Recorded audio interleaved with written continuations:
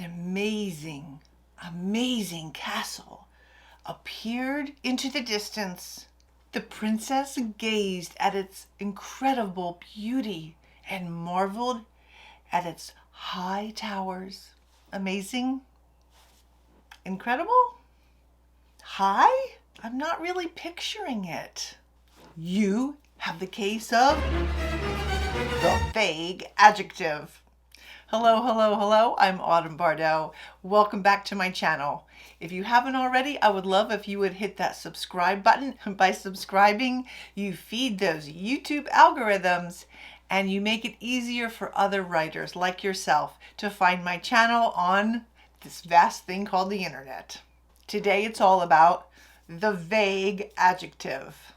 Are you an offender? It was amazing. She was amazing. The food was amazing. I've got a list of them right here. Astounding, astonishing, marvelous, stunning, fabulous, extraordinary, and all the rest. You know, that tells the reader nothing at all. What exactly makes it amazing? But do not go into boring detail. The word amazing and words like that simply do not help the reader hear, see, feel, experience, smell. Did I miss a sense? Let me look. Touch. I think that could be feel, and feel emotion-wise. Words like amazing are sloppy.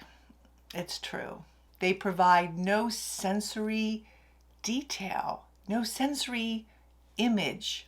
Find a way to explain how or why it is amazing. Use similes and metaphors. Specific descriptors. Here's an example. That smells horrible, said Julia.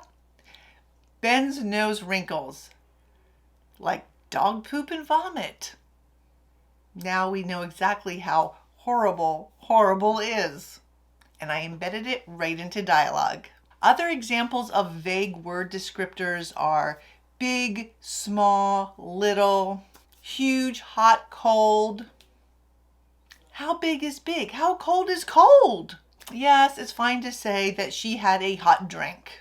But if you're trying to explain heat or cold as your character treks through the Alps, let's say, you need a better description than cold. Because cold means one thing to Californians who put on their Uggs when it's 70 degrees, and quite another to those in Wyoming who are used to 20 below.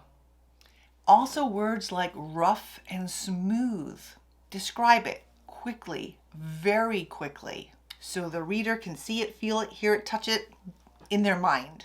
Should you do this every single time? That depends really on what you are trying to convey to the reader. What are you trying to do with the scene or the object that you are describing or want to describe? Let's go back to our towers from the beginning. How high are those high towers? Do the towers touch the gray, ominous clouds? Or do the towers reach into the lacy clouds that screened a warm summer sun? One description feels dark and ominous and foreboding. One feels quite inviting. How high are those towers? If they appear to touch the clouds, then they are pretty darn high. Once again, you want to be mindful of genre, something like historical fiction. Are the towers 10 warriors tall, or as tall as a 100-year-old oak tree? Use whatever works for culture, setting, and time period. I included a few examples from my own books. Here's one from The Impaler's Wife. And yes, I do use the word magnificent. The Tokat fortress looked like a magnificent stone crown, sitting atop the barren rocky summit, its 28 towers jutting high into the air. It blended well with the terrain, as if the earth itself had belched up the impregnable stronghold in proclamation of Turkish dominance.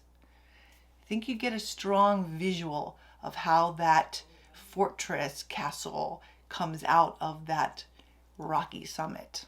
Here's another example from Confessions of a Sheba Queen. In the distance, I saw fertile fields clutch the earth in straight rows, and dark, craggy mountains like sentinels hold up a glittering indigo sky.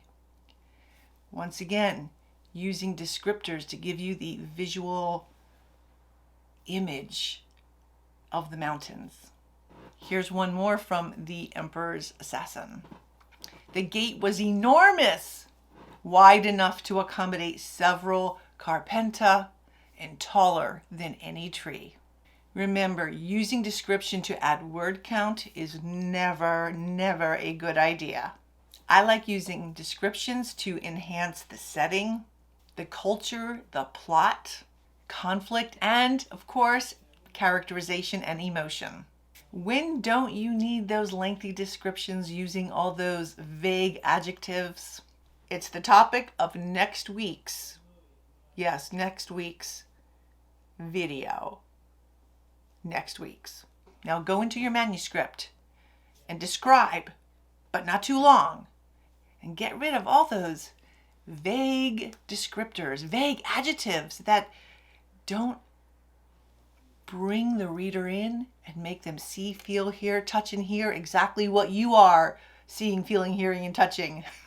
Until then, writers, dream, create, and embrace. Bye-bye.